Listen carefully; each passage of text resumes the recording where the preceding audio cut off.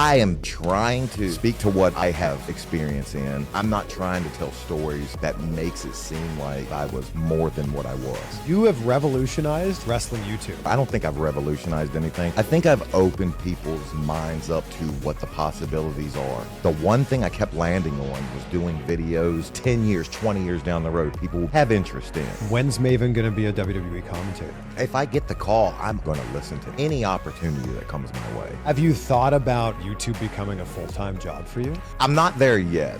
And here we go. Round 3, my friend. Round 3. It's so good to see you. Always a pleasure. And congrats on everything. So the last time I saw you. On what? Last time I saw you, you were at like 90-something thousand. And I'm like, by the time this comes out, you're going to have 100,000. You were right. You're going to have a silver play button. Now you're on your way to that next one. You're on your way to 1 million subscribers. Is that the next plaque? That's the next plaque. It's your evolution that you get? Yeah, 100,000. That's a ways off. Million's the big gold one. Right. There's actually one in the corner of this studio. Oh, wow. Yeah. And then the 10 million subscribers is diamond. Wow. It's a lot. But what you've done in this entire journey here is you have revolutionized wrestling YouTube. That's just, okay, that's... I don't want to stay where we're taking it a little too far. I don't think I've revolutionized anything. I think I've opened people's minds up to what the possibilities are. And again, there was many guys that had way bigger careers, many guys that were way up in the food chain in the WWE, higher than I was, that are doing the same type of platform. But we've just showed that there's a different way. There's more than one way to skin a cat. And yeah, we're taking advantage of that. But for so long, it was just people talking about what they saw that previous Monday or Wednesday or Friday or whatever. You've completely flipped this on his head. We talked a lot about it in the last episode, but you're doing like this evergreen. Evergreen, absolutely. It's great because someone can find one of your videos 3 years from now, and it's still as relevant 3 years from now as it is today. I hope so. And one of the things I told you, you got to meet my YouTube partner, Zach. When we, first started even thinking about contemplating this idea, I did a lot of research. I looked up, the Mr. Beast of the world, and you know what I found? A lot of the video game guys, they do a lot of things right. But the one thing I kept landing on was doing videos that for the entire, 10 years, 20 years down the road, people will be able to look back and be like, that's still something that I can watch and have interest in. Yeah. And those were the people that I noticed that were having, the best and the most success. You're never going to say it, so I will. But if it wasn't for your YouTube channel, The Undertaker wouldn't have a YouTube channel. Yeah, he would. He would. Would he? Yeah, of course he would. Of course he would. I don't think it would look like the way it is. So give yourself a little bit of credit here. I will give my here's what I will give us credit. And it's not me. It's my partner as well. He's the brains behind the operation. Here's what I will say. The same way Matt Cardona revolutionized indie wrestling, the same way he showed other people, there's just different ways of doing this. There's other ways. You don't have to be hired by one of the big 3 to have a job in this business and to be successful and flourish. I think we've done that with YouTubing. Stevie Richards is a good. He's a good friend of mine. Likewise, we talk daily. Multiple times a day, and I think that Stevie and I are putting out just different material. It's not podcast. I don't know. Maybe the Undertaker would do something more like a Cafe de Rene type of podcast. Maybe we have. I don't know. I can't think of him and taking anything. If you're not going to pat yourself on the back, I can't. I will do it for you. Okay, I'll take it. Because Undertaker is doing it. Eugene now has a channel where it's like your style of video, right? Where it's like take a topic, a general topic, and I'll give you my thoughts on it. Yeah. Like you just had one that came out recently. Like here's my experience with Vince McMahon. Yeah. And you just told from start to finish, these are all the experiences I had with Vince. Aside from what's going on right now in the news, like this is the experiences I had with him for better or for worse. Yeah. And I think that that's great where it's just like, here's someone who everybody from that era recognizes. Absolutely. And then they go, oh, I'd love to hear what Maven has to say about this. And we would have done the Vince video, even if what he's embroiled in, even if that wasn't the case. The Vince video was going to come out regardless. But it's just, every time we go and we text each other, potential, possible topics. And, sometimes I'm like, nah, I don't think I can speak to that. And I have, fans, commenting, do something on ECW, do something on WCW. I wasn't in ECW. I wasn't in WCW. Yeah. So I am basically trying to speak to what I have experience in. I don't want to overstep my boundaries, but we're trying to do it in a way where, we're making YouTube videos first and foremost. Yeah. That just happen to deal with the wrestling topic. But you're self-aware enough to know the place that you had in WWE at that time, right, and the place that you now have in wrestling history, wrestling lore. But you're self-aware enough to which is minuscule. But that's the thing. You're self-aware enough to go, yeah, I mean, I played a mid-card role at that time. If that. Oh, come on. If that. How many times were you the hardcore champion? 3. Hey! But I view a mid-carder as someone, that was even like a Shelton Benjamin, IC champion, tag team champion. Like that to me, I know and I get reminded of it on a weekly basis, just how limited and brief my WWE career was. But that's why I'm not trying to tell stories that makes it seem like I believe I was more than what I was. That's what makes it work, though, because it's so authentic, and you're speaking only to the experiences that you have. Exactly. You're not trying to pontificate about what a word. Yeah. You're not trying to. I'm gonna write that one down. Pontificate. You're not trying to make up here's what I think about this thing. You're saying this is the experience that I had with this. And I think that that's what makes it work. Well, I will take that credit. Thank you. I'm having a blast with it. I literally thought, this would probably be something we maybe do for a few months. And then maybe in a year, we could start making a couple $1,000s here and there. And look at you now. Yeah, we've done a little bit better than that. I've seen those sponsorships. We've I'm like, done a okay, little good bit for better. you, man. Yeah. Amazing. And you want to know what the craziest thing about that is? We turn down far more sponsors than we accept. Wow. Yeah. I love that. I'm not going to do a sponsored video of something that I can't get behind. I was on HSN for years, and I've told this story before to people. On Christmas Eve in 2009, for 3 hours, I sold women's luggage, and that was the most difficult thing ever because I'm not using these flowery luggage, and I never want to sell anything or look like I'm standing behind something that I don't believe in. Yeah. Well, I'm the same way. We get pitched a lot of stuff. A lot. If I wouldn't use that. Yeah. That's one of the best things I've seen about your ads, because when I started this and we started getting sponsorship offers, I looked at what you did, and you did one that I was like, okay, and I used you as a not an example, but a kind of a template. Yeah. And it was your the sauna blanket. Oh, that thing's the best. Because you told the story. Charge, yeah. You told the story from, okay, I'm on a health journey and I do the cold plunge and I'm now gonna add this. And it was and the best comment I get is when people tell me, I don't even notice that you're in an ad. And I'm watching it because I'm entertained, and that's what I noticed about your bond charge ad, and that was literally the template of what I was trying to do. We use it all the time. Yeah, but that's I'm also a subscriber to Rocket Money. We use that all the time. Right. Mid morning, I have a wonderful mug of mud water, and it's this great. I'm not trying to go into a bunch of ads here, but it's all stuff that I use, so I can appreciate that about you. Yeah. So now that you're on this journey, this isn't just a few months. This is a viable career. Yeah. This is life. And you're now back into the wrestling sphere. Yeah. Because you kind of had maybe one toe in before. Oh, I was all out. But I'd see you at conventions. I was fully out. Yeah. You were fully out. And then you dip your toe in every once in a while. Right. And I would see you at conventions. You'd do some autograph signings. You would be a manager. You'd bring someone to the ring. You had a match with Matt Cardona. Little things here and there. Now you're in this. And there's a comment on every single YouTube video you put out. When's Maven going to be a WWE commentator? When's Maven going to be on that WWE pre-show panel? Yeah. When? You know what? I see it as well. And I can honestly say, because people ask me, I haven't got one call.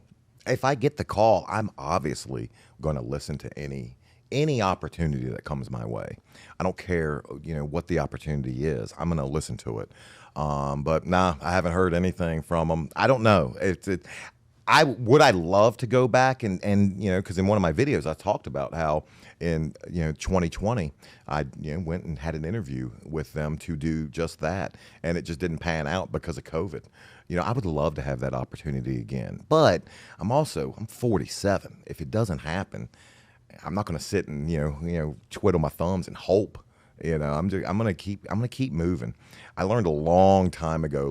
There's a couple key things about life, and that is you got to keep moving, no matter if it's good or bad. Keep plugging, keep moving, put one foot in front of the other, and just keep charging. If I sit and wait for a call from WWE that might not come, then I'm opening myself up to let myself down, and I refuse to do that because I'm already. If you would have told me a year ago you're going to be a YouTuber, I would have laughed in your face.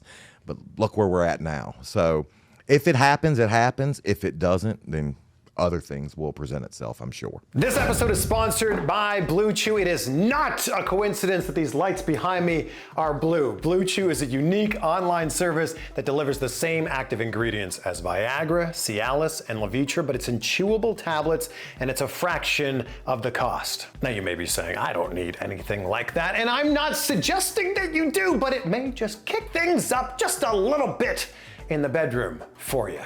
If you've ever had a friend talking about how good things are and can be when you take Blue Chew, now is the time to jump in on this. Your first month is free. You just have to pay $5 for shipping when you use the promo code CVV at bluechew.com. That's right, your first month for free. Just pay $5 for shipping when you go to bluechew.com. Try it out. I think you will be rather pleasantly surprised. You said something in a recent video, you were like, very rarely in life am I disappointed. Yeah. And it's because you don't set expectations, right? And I've heard this great quote. It's basically trade your expectations for appreciation. Like, ooh, I love man, that. I'm just appreciative to be in this moment, in this opportunity, instead of saying, I expect this to be like this, because then if your expectations aren't met, you're disappointed. Then you're let down. Yeah. And I love that. Another thing I'm really big on, and I've said it in a couple videos, and I live by it, and it's, don't try to upgrade happiness. If you're happy, be fine with being happy. Always strive for more. Yeah. But where most people make the mistake is they're happy and they think, you know what, I can get a little happier. And what do? They sabotage themselves. They shoot themselves in the foot. And then they might end up losing everything. Trust me, I've done that. I lost the best job I could ever have when I worked with HSN, and I tried to upgrade happiness, and I had to really reinvent myself. Would you say the same thing happened with WWE? I would, and I was just young. During my first run in WWE, I was young. I was more interested in in all the things that wrestling gave me rather than all the things I could give wrestling, if that makes sense. Yes. Like I was more interested in what me and Randy were doing after the shows. I was more interested in, the people that, what can you do for me? Not how can I make the show better? The show, that was an afterthought. Yeah, I'll go out and, wrestle my match, but what am I doing afterwards? Or, how much money am I going to make in this? And I went about it with the complete wrong mindset. I didn't try to get better. If I could go back and slap young me, I would have been like, go get better. Look at these guys that you emulate. You obviously have the talent to be here. Now just put a little bit more into it and actually see what you could pull out of yourself. What's Randy Orton's go-to beverage? Oh my gosh. Wow. If you ask me, Devon's is white Zinfandel somehow. Yeah. Oh, wow. Yeah. Okay. This is back in the day. I think Randy was a vodka and vodka and something guy, okay. Vodka and cranberry guy. And you? Yeah, my Jack and Coke. No question. I'm a bourbon guy, and I tried to go with the high end. I'll do Maker's Mark or whatever. Nah, Jack. I love that Maker's Mark is the high end one for you. I'm a Southern boy, brother. I literally. It's gonna be whiskey connoisseurs watching this, being like, "What?" Yeah. That's not that's like a half a step up from Jack. I'm the guy who I don't like beer. I think beer's rancid. I'm the guy who thinks Jack and Coke tastes good. I mean, yeah. I think it's great. It's like when you say white Zinfandel for That was Devon's, yeah. and like Stone Cold's is wine, red wine, right? Yeah, it's insane. Yeah. That's absolutely nuts. You don't think, but then again, what does that mean? That means he's done a great job of making you believe. Yeah. His gimmick. Pours a lot of them just on his face. Yeah. But the idea of what we're talking about here is like, this is why I end every episode talking about gratitude. I know. If you can be thankful for the things you have, instead of being pissed off about the things you don't have. Or the things other people have. That too. I mean, that's a big one. Yeah. That changes your whole perception of everything. Yes, it does. One of the things that when we started this interview, we were talking about how I've revolutionized the business. And again, I don't think I have. But if I've motivated others to come on board, that makes me so happy. Why? Because this platform, I said it last time, I'll say it again. The more success I have, the more success Taker has, Stevie, Renee, Eugene, their videos will lead to my videos, and my videos will lead to their videos. Yeah. And we're not fighting for a time slot. All we're fighting for is to get more people invested in the product of YouTube and the product of wrestling YouTubers. Yeah. I'm all for it. I hope everybody joins in. Clapping for others does not take away from your own success. Yeah, that's enough. I've heard you say that and I love it. But it's so true. I don't understand the idea that people are like, oh, I'm so mad that person is successful. I'm so mad that person's getting this opportunity. I'm just sitting here going, that's great. Well done. I love that for you. Well done. Yeah. Absolutely. And I said it to you on the last one. Congrats on the silver play button. I will say it to you now because that gold play button's just around the corner for you. Yeah, it's still a ways. I can't think of it yet. You've almost caught up. I think as we sit here now, my main channel's at 400 and something thousand. Oh, I have a goal. But I started that 13 years ago. Technically, so did I. My clips channel, which is getting a lot of great growth, that's at 525,000 subscribers. So I'm halfway there. You're gonna eclipse that though. Can I give you another bit of gratitude and just you were right.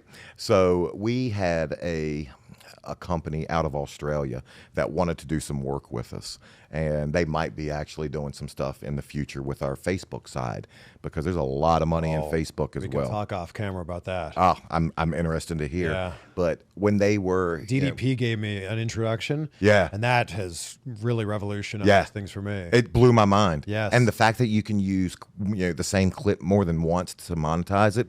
Yes. But we let them under the hood. We let them see exactly what we were doing with our channel. And in return, they came back and gave us great bits of information. And one of the things they told us, they said, there's really nothing we can add to your channel, so well done. Wow. The Facebook aspect of it, we would love to work with you. Because like my Instagram and the Facebook, all that is just a funnel to get to YouTube.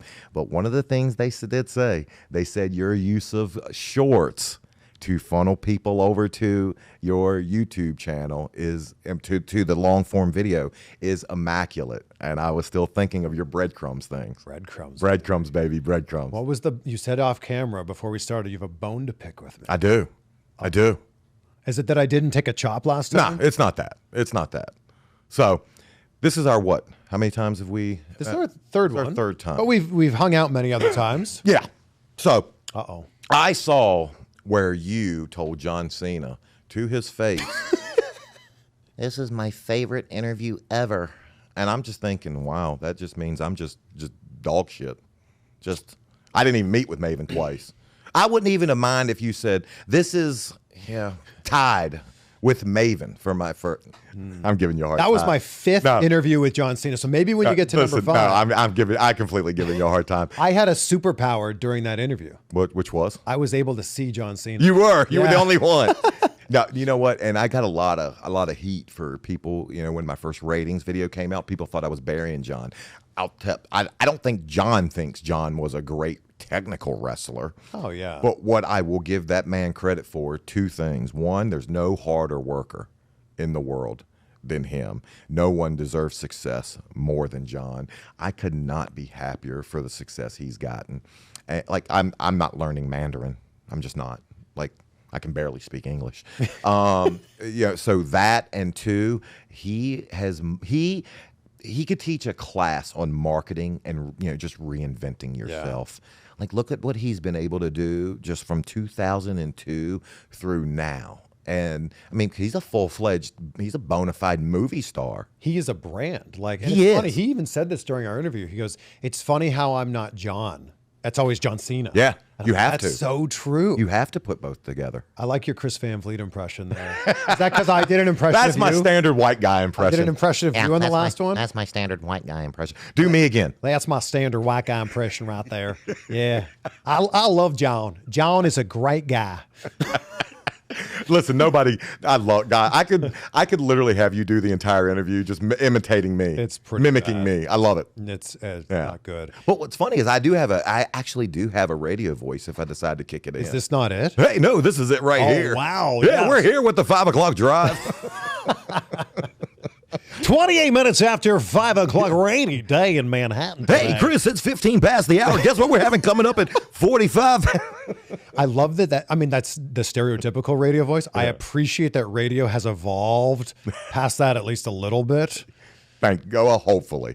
Occasionally I'll turn it on and you'll hear the guy that's he's talking like this. Brand new music from Taylor Swift on the way, and your chance to win tickets to see her at SoFi Stadium coming up in 16 minutes. You actually do it way better than I do.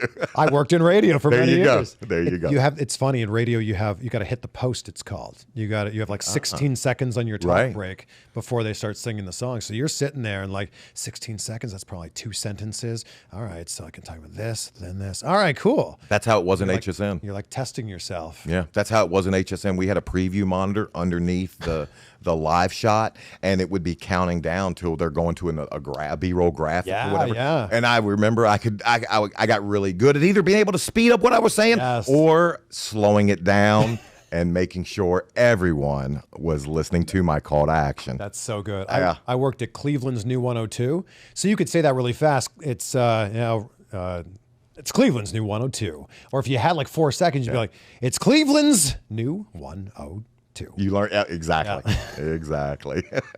Have you thought about YouTube becoming a full-time job for you?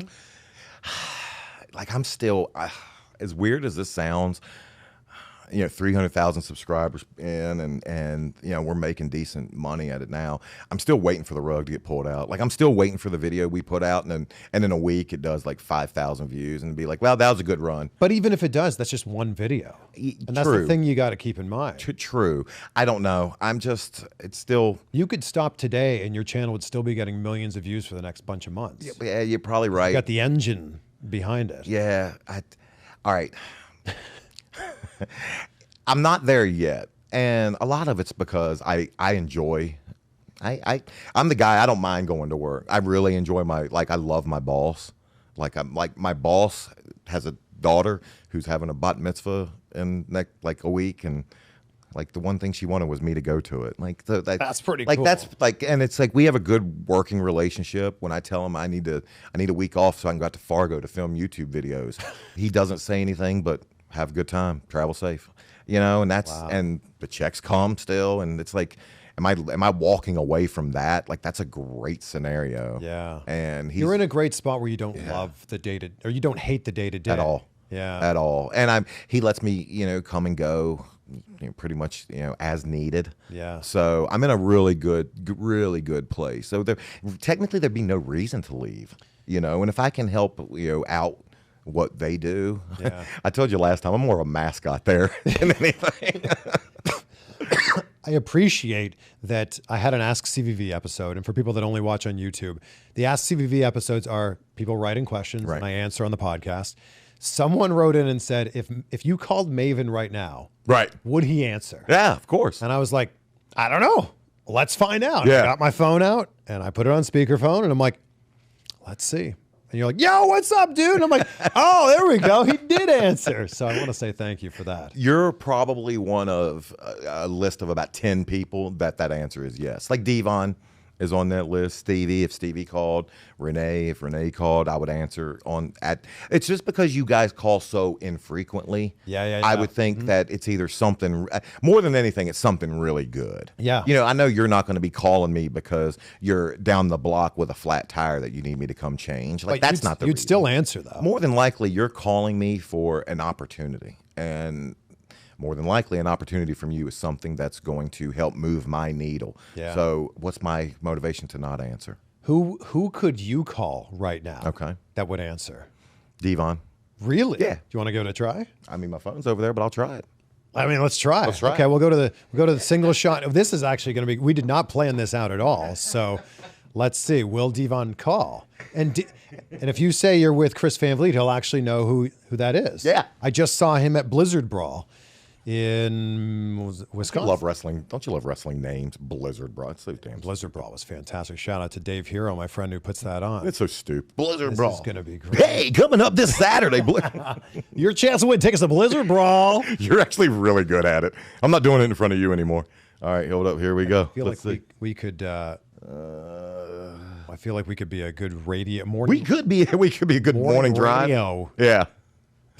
Goodness great. All right, here we go. Okay. That's it. Wow, what a profile photo. All right, here we go. Contact photo. Let's see. Crank that up. Put it in front of the mic I'm there. sitting here punting it over. Yeah, crank that volume up so we can hear it.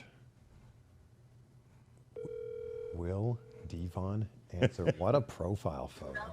It's a little late in calling me, don't you think? Yo, you're literally, I'm doing an interview with Chris Van Vliet right now, and he said, because we were talking about if you called somebody, would they answer? He's like, if you had one wrestler to call, who would you call that you think that they would answer? And I was like, Devon. And you did. Also, you know what else should have been said? What's that? Who's the guy most likely to hang up on? Oh, and he did. He hung up on you. Oh, man. Wow. Wow. Now it's Real time. love. Now it's time to send him a message. Oh, be like, it's all love, man. Yeah, and this isn't camera. Wow, most likely to hang up on. Wow. Well done. Devon's that guy that at my lowest, I've had him beside me. At my best, I've had him beside me. I've said it, plenty of times. I'd take a bullet for him in the leg, but I would do anything. I would do anything for that man. What a great guy. I love Devon. And my journey into the business, he was the one that hated me more than anybody. Him and Test hated me more than any two guys. And those are the guys that I ended up getting the best relationships with. Isn't that crazy? Wow. Why did they hate you? Well, I took his spot in WrestleMania 18. Like I had just, the Taker spot, happened, and then a couple months later was Mania. Test was supposed to wrestle in that, in that match, and that's a hell of a payday that he was missing out on. That I overall took. And that's essentially his hometown too. Like, Yep. That was in Toronto. Yep. He's from not far from there. It's a home, it's home field advantage. Yeah. Yeah. So, and he told me like later on in life, because when I moved in 2008 down to Tampa for the HSN gig, I hit him up. I was like, yo, bro, I'm moving down. And he lived in a really nice place in Channelside. And he was offered, he's like, bro, you can stay with me if you want. I'm like, it's HSN. They're a big boy company. They're putting me up in housing. But I was down there my first night. I unpacked, and my second night, I hung out with him. And we actually went to I think the Antonio Tarver fight at the Times Forum, and me and him, we hung out all the time. And he told me, he was like, I hated you when you first came in. So yeah, but wow, it just goes to show you never know where a relationship might go. Yeah. Devon hated me because I think the whole tough enough gimmick, which I get, I knew I was going to have to win people over. Like, okay, for instance, John came in, and like they didn't hate him because he came in the right way. Morrison? No, John Cena. John Cena. I saw John Morrison not too long ago. Isn't he great? He's the best. I love John. Like he is just. I hadn't seen him for years, and I just remembered. Wow, he just is the nicest human being. Yeah. I told him, I was like, I want to do a video with you, but you're putting a damn shirt on. It's like, my God, like I've never been around another 40-year-old that makes me feel worse about myself. Jacked. He's amazing. He looks literally looks like someone just chiseled him out of granite. But just the nicest guy. Just the nicest guy. So you're saying John Cena didn't get heat because he came up? Well, he was actually wrestling. He was the prototype, and he came up the conventional. Yeah, UPW. Exactly, the conventional way. So when he got there, I had heat that others didn't have just because of the whole Tough Enough. And I got WrestleMania. Why? Because I already had a name and because of Tough Enough. So Devon hated me for that. But yeah, we went out and literally I was like, "Can I buy you a drink?" And he went, "White Zinfandel." And I was like, "What?" and a couple months later, when they split the shows up, we were riding together. Wow. Yeah, and I've loved him ever since. Yeah, he's been a brother. What are your memories of WrestleMania 18? Oh my God, the long ramp. That was the longest ramp. And what The Rock said to me beforehand. And I was nervous, and it's probably about an hour before I go out, and I'm literally, I used to think it before every match. I used to literally stand in the back and have that pit in the feeling in the pit of my stomach and be like, "I hate this. God, I hate this. Why did you pick this as a career? Yeah. I want to, I don't want to do this anymore," because I was so nervous. But then the moment my music hit and they went through the curtain, it all went away instantly. But this was WrestleMania, so I'm obviously terrified. And Rocky sees me, he comes, he's like, and he's just like the epitome of cool. Yeah. And when people get on me for trying to imitate him, okay, he's cool. Like, who the hell else am I going to imitate? But he's like, "Mave." So I'm like, yes, he's going to give me the secret. He's going to give me the special sauce. And as deadpan as you can imagine, he goes, "Mave, come here."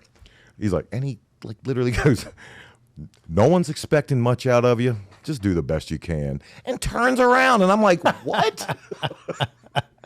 And he turned, and then he turned, and that smile, and he gave me a wink, but that was the levity that was needed at that moment. Yeah. Like, just listen, dude, we're out here to entertain. Go out there and have fun. Yeah, everyone remembers Rock Hogan. I was there. Yeah. I'm from that area, so I was there. Everyone remembers Rock Hogan. A lot of people don't remember that you even had a match there. Thanks.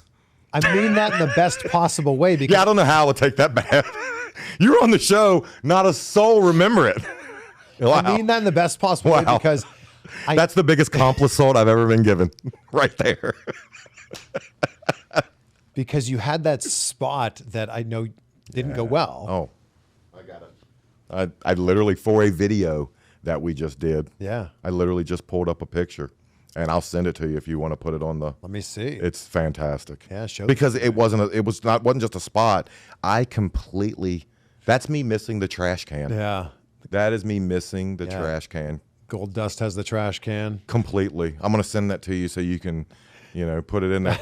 And I've dissected that. I threw him the trash can, and in the last minute, he underestimated how high I could jump. And the fact, I should have told him, I can dunk pretty easy.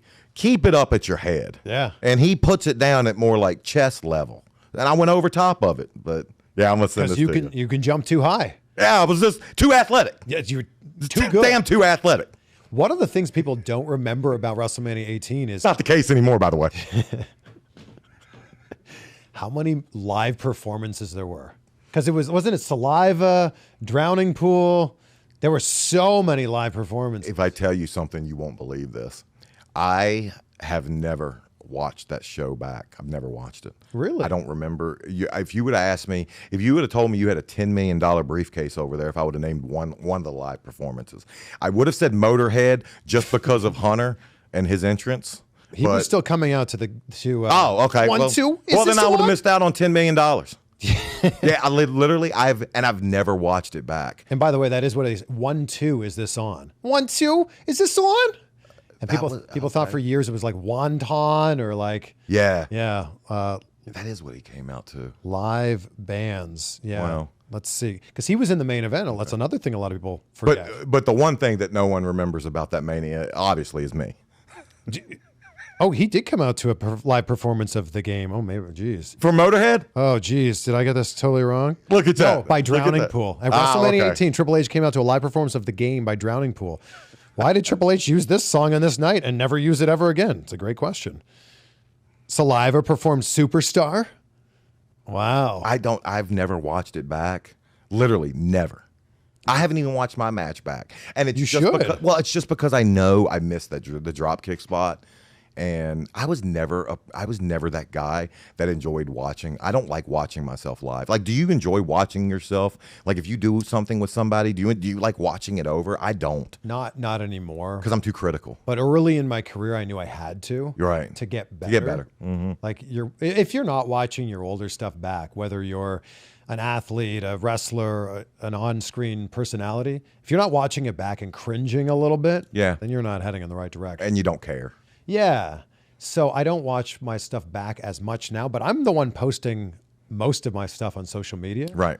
So you're kind of forced to. Well, are you the one editing it? Not anymore, but I Okay. did for a long long time, yeah. time. A long time. Yeah. You see, I don't edit. I'm not in the editing process. So literally, I mean, it's funny. We talk about my YouTube partner, Zach. There will be, because we put videos out every Friday, 12 o'clock. There will be Thursdays. I'll text him. I'll be like, hey, man, what video is coming out tomorrow? I have no idea. The funny thing about editing your own stuff is you'll be going frame by frame to like start or end that sequence. Yeah. And you'll catch yourself making a face like, Oh, yeah. and you're like staring at it on your laptop and you're like, what am I doing here? Yeah. Like, it's just, who makes that face? There's a YouTube video, and it's not one of ours. It's an interview I did way before the channel. And I did it at work, and I literally did it from my office. I forget, it was like, I think for Hannibal or something like that. And the thumbnail he used, I'm in a turtleneck, and I'm literally, and like, I have like 8 chins, and I'm like, if I went out of my way to find a worse picture, I couldn't do it of me. And that's the thumbnail. So thanks. Thanks for that, buddy. Your thumbnails are so good. And they've gotten even better since the last time we did an interview. Yeah, we have a great thumbnail guy, but again, I give all that to Zach. After we're in a pretty good routine now. We do a video, and as soon as we get done with the video, I take the mic off, and we immediately grab the thumbnail right at that moment. And that's what's brilliant is so many people are taking thumbnails from the interview or the segment or whatever they've shot. You guys are separately taking photos for the thumbnail. We're telling a story. Yes. I'm trying to draw you in. I'm trying to tell a quick story on what the video is going to be about. Take we have a video, the finishers. Yeah. Where I do the tier list on the finishers, and you have me literally cringing at I think it's Batista slamming Cena or something like that. And I mean, to me that tells, and then there's a tier list behind that. Yeah. To me that tells a story. Yeah. That tells in that one picture everything you're going to see. Yeah. In that. Another reason I give Stevie Richards so much credit. I mean, he's a one-man operation. Yeah. He does everything. He was actually telling me this morning, because he sent me over, some new stuff that he's working on.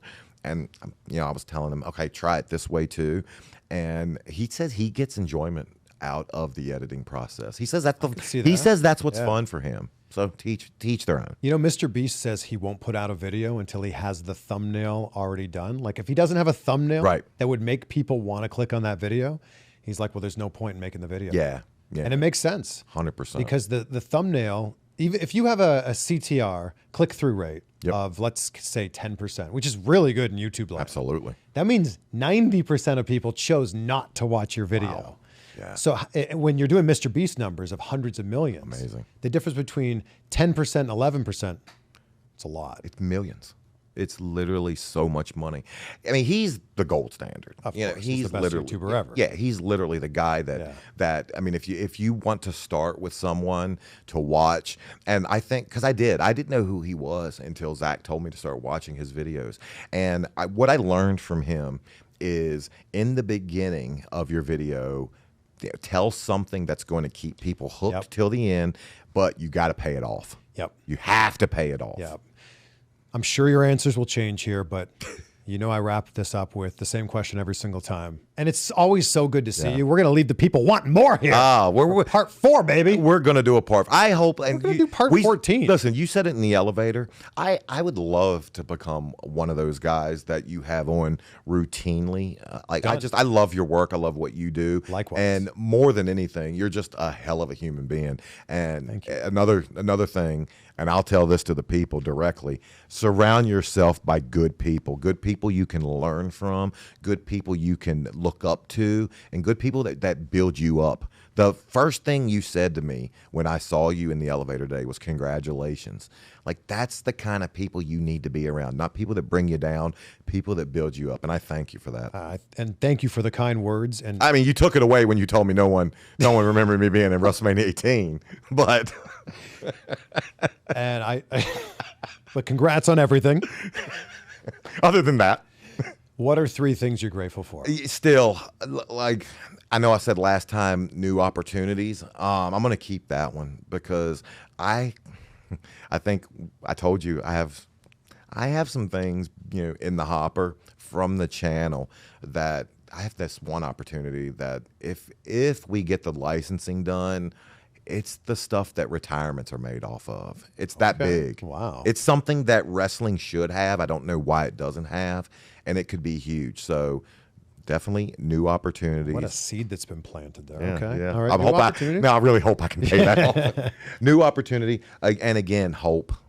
Like, you have to have a reason in the morning when that alarm clock goes off. You have to have something that you're fighting for. You have to. Mm-hmm. I've been on the tail end of that when I don't know where my day is going. And to be honest with you, I'm not looking forward to it. I don't have that anymore. I know each day is bringing me something new. Yeah. And the third thing is just good people in my life. So I thank you for that. I thank you. What are your 3? What are your 3? Oh, man. My family. Obviously. Yeah, and we're here on the East Coast spending time with family, and I love that. I'm so grateful that both of my parents are still with us, too. And our little girl. She's adorable, by the way. Thank you. Like, she's... I don't envy you here in about 16 years. I know. Like, I don't at all. Health, of course. Yeah. And I'm going to borrow yours too. New opportunities. Yeah. It's just amazing. And I love how one door opens and then it can open another door that opens another door. So yeah, thank you for spinning that around on me. Yeah. And always good to see you, my friend. Always my pleasure, brother. Thank you, brother. Thank you.